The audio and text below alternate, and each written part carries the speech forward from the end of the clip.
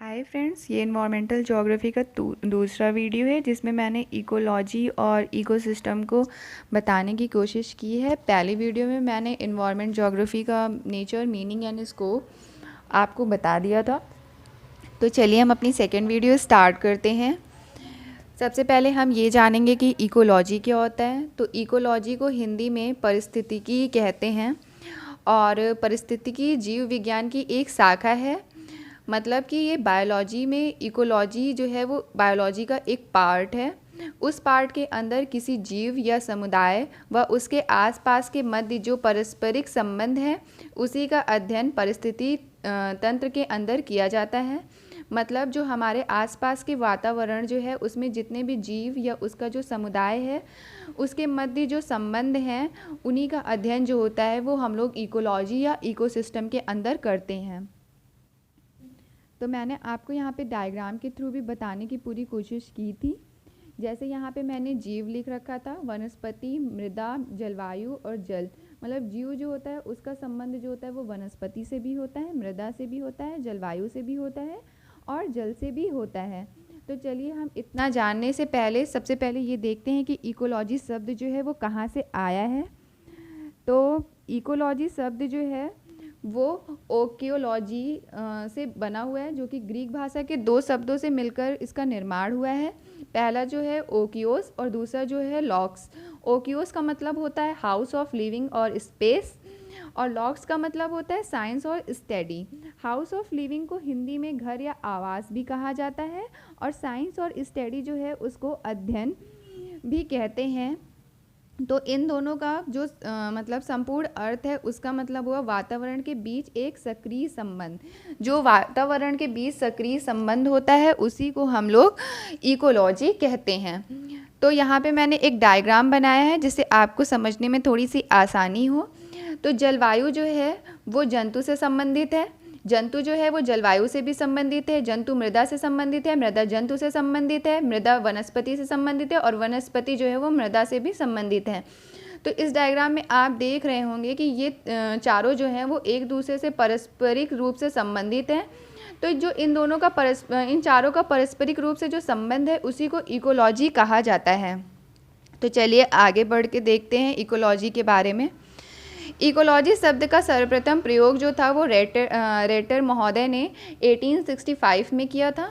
दूसरा प्रयोग जो था वो अर्नेस्ट हैकल ने 1869 में किया था।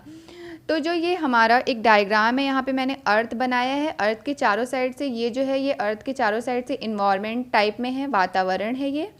तो अर्थ के अंदर जो जीव रह रहे हैं और जो ये वातावरण है इन दोनों के बीच में जो परस्पर संबंध है इसी को इकोलॉजी कहा जाता है। इकोलॉजी बहुत बड़ा एवं बहुत व्यापक रूप है और इकोलॉजी का एक छोटा भाग होता है जिसे इकोसिस्टम कहा जाता है। अगर हम कहीं पर भी इकोलॉजी शब्द देखते हैं तो उसका मतलब होता है कि हम संपूर्ण पृथ्वी के बारे में जानने की कोशिश कर रहे हैं। इकोलॉजी बहुत ही बड़ा व्यापक रूप है और अगर हम कोई छोटे से मतलब वातावरण या उसके आसपास के जो संबंध है उनका अध्ययन कर रहे हैं तो वो हम इकोसिस्टम के अंदर करेंगे, ना कि हम इकोलॉजी के अंदर करेंगे। इकोलॉजी जो है उसका एक छोटा पार्ट जो है उसे इकोसिस्टम कहा जाता है। परिस्थिति तंत्र एक प्राकृतिक इकाई है जिसमें एक क्षेत्र विशेष के सभी जीवधारियों का अपने पर्यावरण के साथ अंतरक्रिया का एक संपूर्ण जैविक इकाई बनाते हैं। तो हम आगे देखते हैं। आगे इकोसिस्टम शब्द का प्रतिपादन जो था वो सर्वप्रथम A.G. टॉन्सले ने 1935 में ही कर दिया था। इकोसिस्टम का रूप छोटा व बड़ा हो सकता है। इकोसिस्टम जो होता है वो बहुत छोटा भी हो सकता है और बहुत बड़ा भी हो सकता है। इकोसिस्टम हम एक घास के मैदान जो होते हैं उनका भी एक इकोसिस्टम हो सकता है, या फिर वो हमारे आसपास में घर के पास जो छोटी सी घास दिखती है उसका भी अपना एक इकोसिस्टम हो सकता है। तो इस वजह से इकोसिस्टम का जो रूप है वो निर्धारित नहीं किया जा सकता। इकोसिस्टम छोटा व बड़ा दोनों तरीके से हो सकता है।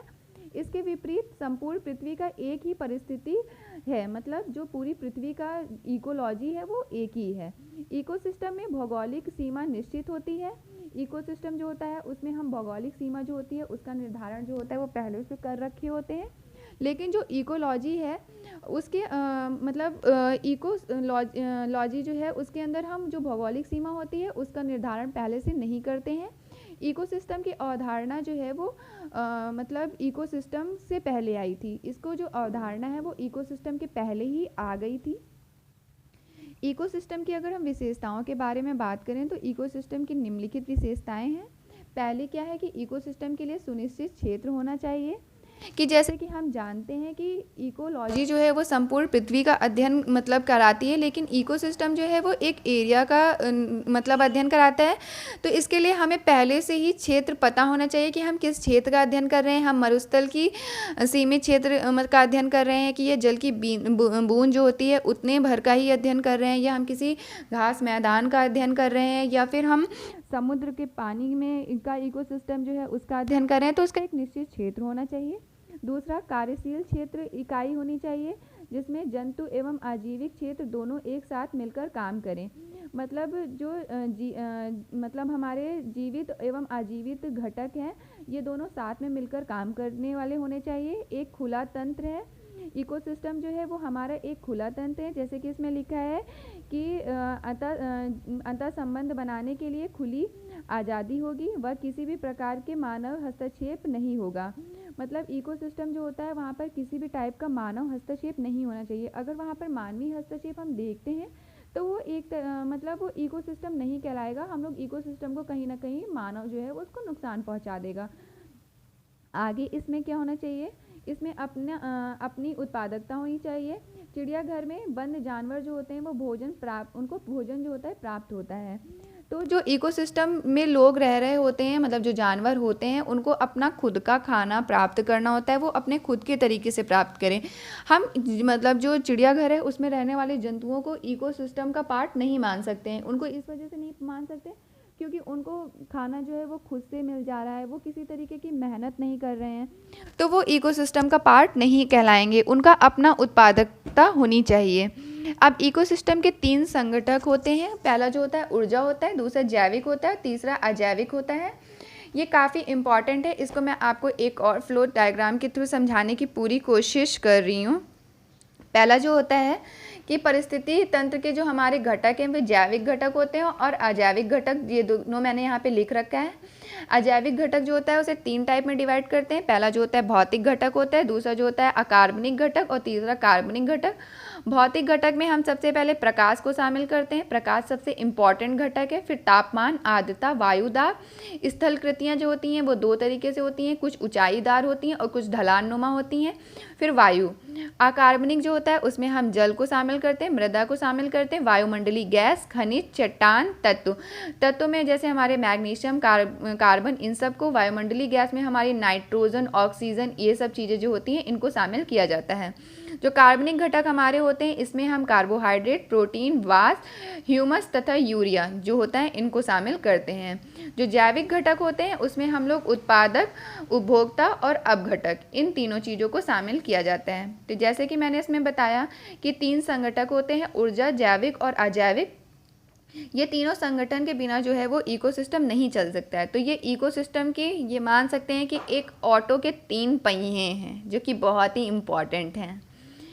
यदि 2 इकोसिस्टम पास हो और उन दोनों का कुछ हिस्सा यदि आपस में मिलता है तो ऐसे इकोसिस्टम को इकोटोन कहा जाता है। तो ये काफ़ी इंपॉर्टेंट टॉपिक है, ये अक्सर एग्जाम्स में पूछ लिया जाता है कि जब 2 इकोसिस्टम आपस में मिलते हैं तो जो मिलने वाला एरिया होता है उसको क्या कहते हैं, तो उस एरिया को इकोटोन कहते हैं। जैसे कि मानो कि यहाँ पर एक घास का मैदान है और यहाँ पर एक वन है, वो जो आपस में आकर कोई एक एरिया होगा जहाँ पर ये थोड़ा बहुत ही सही लेकिन मिलेगा, तो इस एरिया को हम इकोटोन कहेंगे। तो एग्ज़ाम में ये अक्सर पूछ लिया जाता है। इकोसिस्टम कैसे मजबूत होगा, इसके लिए संख्या पिरामिड का सीधा बनना बहुत आवश्यक है। इकोसिस्टम में एक संख्या पिरामिड जो होता है इसका निर्माण बहुत ही ज़्यादा आवश्यक होता है और यही संख्या पिरामिड का निर्माण ही बहुत ज़रूरी नहीं है, इसका सीधा बनना भी बहुत ज़्यादा ज़रूरी होता है। जैसे कि यहाँ पे लिखा है कि सबसे नीचे जो होता है वो हमारा उत्पादक वर्ग होता है। उत्पादक में हम पेड़ पौधों को शामिल करते हैं क्योंकि ये अपना खाना जो होता है वो स्वयं सूरज की रोशनी प्राप्त करके बनाते हैं। फिर हमारे प्राथमिक उपभोक्ता आते हैं। प्राथमिक उपभोक्ता में हिरण आते हैं, शाकाहारी मनुष्य जो होते हैं उन सब लोगों को शामिल किया जाता है। तो जो ये लोग होते हैं ये प्राथमिक जो उत्पादक वर्ग है, इनसे ये लोग अपना खाना प्राप्त करते हैं। द्वितीयक उपभोक्ता जो आता है उसमें शेर वर्ग को शामिल करते हैं। शेर जो होता है वो प्राथमिक उपभोक्ता से अपना खाना प्राप्त करता है। तो ये संख्या का पिरामिड यहाँ पर मैंने आपको बताया, और यहाँ पर एक ये ऊर्जा का पिरामिड है।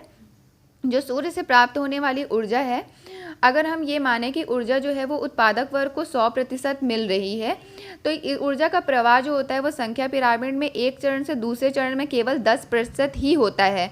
तो अगर हम ये माने कि उत्पादक वर्ग को 100% मिल रहा है तो प्राथमिक उपभोक्ता को केवल 10% ही ऊर्जा मिलेगी, और द्वितीयक उपभोक्ता जो होगा उसको केवल 1% ही ऊर्जा प्राप्त होगी। अब यहाँ पे आप देखिए कि सबसे पहले जो आते हैं वो हमारे उत्पादक आते हैं। उत्पादक जो होते हैं वो हमारे पेड़ पौधे होते हैं। दूसरा यहाँ पे मैंने लिखा कि उपभोक्ता। उपभोक्ता जो होते हैं वो 2 टाइप्स के होते हैं, प्राथमिक उपभोक्ता और द्वितीयक उपभोक्ता। प्राथमिक उपभोक्ता जो हमारे होते हैं उसमें हिरण, शाकाहारी जानवर और शाकाहारी मानव आता है। द्वितीयक उपभोक्ता जो होता है इसमें हमारे शेर और मांसाहारी जानवरों को शामिल किया जाता है। फिर इन दोनों के बीच में भी एक अपघटक होते हैं। अपघटक जो होते हैं इनको सफाई कर्मचारी के नाम से भी जाना जाता है। अपघटकों को सफाई कर्मचारी इस वजह से कहते हैं क्योंकि जो ये मरे हुए जानवर वगैरह होते हैं इनको ये खाने का काम करते हैं, तो खाकर ये उन्हें साफ़ कर देते हैं, तो इसे सफाई कर्मचारी कहते हैं। तो ये भी इम्पॉर्टेंट क्वेश्चन है, ये भी अक्सर पूछ लिया जाता है कि सफाई कर्मचारी किन्हें कहा जाता है, तो ये हमारे अपघटकों को कहा जाता है। अब ऊर्जा का प्रवाह जो होता है ऊपर की ओर केवल 10% ही होता है। जैसे कि मैंने पीछे आपको बताया कि अगर उत्पादक जो है वो 100% ऊर्जा प्राप्त कर रहा है तो उपभोक्ता को केवल 10% ही ऊर्जा मिलेगी, और उपभोक्ता में अगर उपभोक्ता को 10% मिलेगी, लेकिन उपभोक्ता में केवल प्राथमिक उपभोक्ता को 10% मिलेगी, और जो द्वितीयक उपभोक्ता होगा उसको केवल 1% ही ऊर्जा प्राप्त होगी।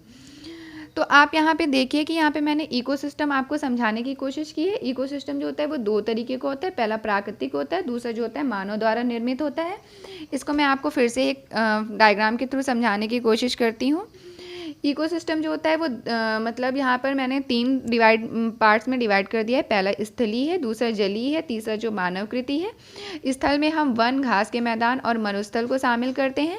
ये जो स्थलीय और जलीय है ये प्राकृतिक है। एक तरीके से जो मैंने यहाँ पर आपको बताया कि ये प्राकृतिक जो यहाँ पे मैंने लिख रखा है, यही प्राकृतिक को स्थलीय और जलीय यहाँ पे डिवाइड कर दिया गया है। तो स्थलीय में जो होता है वो वन, घास के मैदान और मरुस्थल को शामिल किया जाता है। जल जो होता है वो 2 तरीके का होता है, पहले अलवणीय जल होता है, दूसरा लवणीय जल को शामिल किया जाता है। तो अलवणीय में तालाब, झील और झरना आ जाता है। लवणीय जल जो होता है उसमें हम लोग मतलब लवणीय झील और ज्वारनदमुखी और समुद्र, इन सब चीज़ों को शामिल करते हैं। मानवकृति जो आता है इसमें हम लोग कृषि के लिए जो मानव द्वारा निर्मित होता है पूरी तरीके से, जैसे मानव कृषि के लिए खेतों का निर्माण करता है, मानव कृषि के लिए खलिहानों का निर्माण करता है, वो मतलब एक्वेरियम बनाता है, वो मछली पालन, खुद का तालाब बनाकर वो छोटी सी जगह में मछली पालन करता है, वो अंतरिक्ष यान बनाता है। ये सब चीज़ें जो होती हैं वो मानवकृत कहलाएंगी। अगर मानव छोटा सा तालाब खुद से बनाकर उस पर मछली वगैरह वो पाल रहा है तो वो प्राकृतिक नहीं रहेगा, वो मानवकृत हो जाएगा। तो अब इसकी समस्याएं देखते हैं। इकोसिस्टम की बहुत ढेर सारी समस्याएं होती हैं, जिसमें जो वनों का विनाश हो रहा है, प्रदूषण हो रहा है, जलवायु परिवर्तन हो रहा है और फूड चेन जो है उसका पतन हो रहा है। तो ये सब जो है एक तरीके से बहुत बड़ी समस्या बनकर सामने आई हैं। अब जैसे यहाँ मैंने फूड चेन का पतन लिख रखा है, तो फूड चेन का पतन के एक ये एग्जांपल हो सकता है कि जैसे पेड़ों की बहुत बड़ी मात्रा में कटाई कर दी गई, तो अब जो प्राथमिक उपभोक्ता है वो खाना नहीं पा रहा है, तो प्राथमिक उपभोक्ता पेड़ पर ही डिपेंड कर रहा है, तो प्राथमिक उपभोक्ता हमारा धीरे धीरे मरना स्टार्ट कर देगा। अब जब प्राथमिक उपभोक्ता धीरे धीरे मरना स्टार्ट हो जाएगा तो द्वितीयक उपभोक्ता खाना नहीं पाएगा, तो द्वितीय उपभोक्ता जो होगा वो भी धीरे धीरे मरना स्टार्ट कर देगा। तो इस वजह से फूड चेन जो होती है वो बहुत ज़्यादा इंपॉर्टेंट है, लेकिन इसका जो पतन हो रहा है ये एक तरीके से गंभीर समस्या बनकर सामने आ रही है। अब जो इनकी समस्या है, इनकी समस्या का एक कारण ये भी हो सकता है इसमें बताया गया कि एक तरीके से इनकी समस्या का कारण क्या हो सकता है कि जो हमारा ये वनों का विनाश हो रहा है, ये एक तरीके से जो हमारा इकोसिस्टम है उसको बहुत बड़े पैमाने पर असर कहीं ना कहीं डाल रहा है। तो वनों का विनाश किसके कारण हो रहा है? जो प्राकृतिक आपदाएं आ रही हैं उनके कारण वनों का विनाश हो जा रहा है।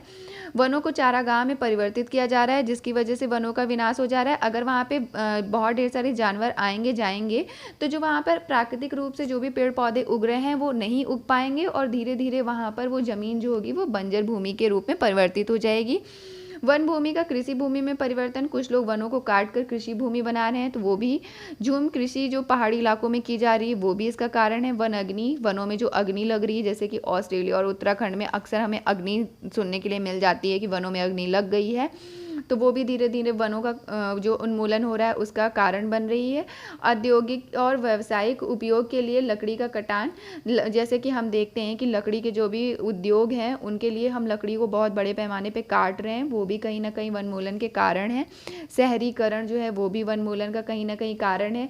जो सरकार द्वारा नीति और सतत विकास की जो संकल्पनाएं हैं उनको बनाया तो जा रहा है, लेकिन वो इतने ढंग तरीके से नहीं बनाई जा रही हैं जो कि वनों पर लागू की जा सकें या उनका कोई अच्छा प्रभाव हमें देखने के लिए मिले। तो कहीं ना कहीं ये भी उनका एक नेगेटिव पॉइंट है। जो शहरीकरण है ये भी, और कागज़ की मांग जो है ये कहीं ना कहीं वनों के विनाश का कारण है। जैसे कि मैंने यहाँ पर लिखा था कि वनों के विनाश जो यहाँ पर है इसका कारण जो मैंने आपको बताया वो हो सकता है प्रदूषण जो होता है। जैसे कि आप देख रहे हैं कि बहुत ढेर सारा हमारा वायु प्रदूषण है, मृदा प्रदूषण है, ये सब चीज़ें भी कहीं ना कहीं इम्पैक्ट डाल रही हैं।